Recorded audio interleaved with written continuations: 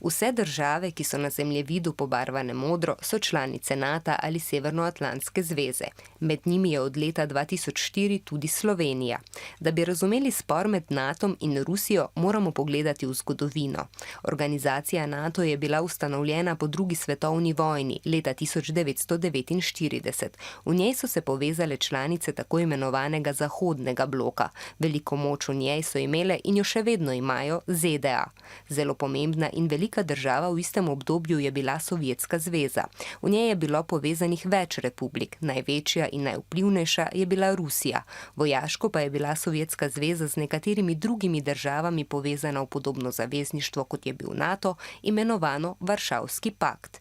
Za ta čas je značilno, da sta Amerika in Sovjetska zveza, ki sta imeli vsaka svoj sistem delovanja, drugi grozili z orožjem, a ker ga nista uporabili, se to obdobje imenuje hladna vojna. Hladna vojna se je uradno končala leta 1991, ko je Sovjetska zveza razpadla na več samostojnih držav. A trenje ostaja. Trenutno je na vzhodu Evrope nakopičenega veliko orožja in vojakov. Na eni strani so NATovi vojaki, ki imajo na tem območju pogosto vaje. Vojaki so v Ukrajini vadili tudi s tamkajšnjimi. Vzdolž ukrajinske meje pa je razporejenih precej ruskih vojakov, prav tako na vojaški vaji. Organizacijo NATO skrbi, da bi Rusija začela vojno v Ukrajini.